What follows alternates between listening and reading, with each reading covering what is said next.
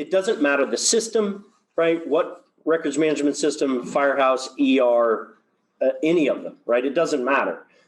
Every single system has inconsistent data, and there's a reason for that. The reason is when you have an occupancy list, there is certainly areas within that occupancy list that people neglect to understand which piece of information in that occupancy is missing.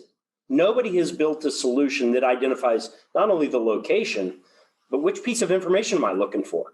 And it gets worse, right? It's a complex coordination problem. It gets worse in the larger departments, because if you have 3 or more, 5 or more still districts where you're now outsourcing, I'll call it, your data collection to your firefighters in the field, if you haven't identified 2 things, right? Which piece of information is missing and how the hell do I collect it, right? They may not be familiar with the tool set to use. It becomes a repetitive problem in that consistently your locations lack data. It's not a fire service problem.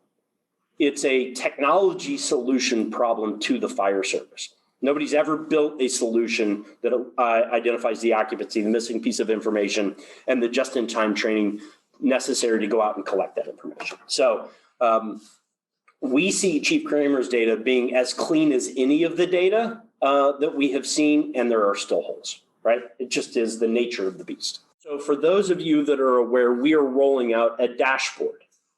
Here's the beauty of this dashboard. It can take the location, it can take the information that needs to be complete as a part of a pre-plan that's more fulsome, as well as it can assign it to an individual to go collect that information or put it on a rotation. We at Flow then send out a notification to that end user on the fire department to be able to go identify the occupancy, fill in the gaps on the missing data, and then you at the management layer have the ability then to see what percentage of your buildings have a full pre-plan, right? And then you can start to manage the activity around the missing information that then starts to help the scoring index.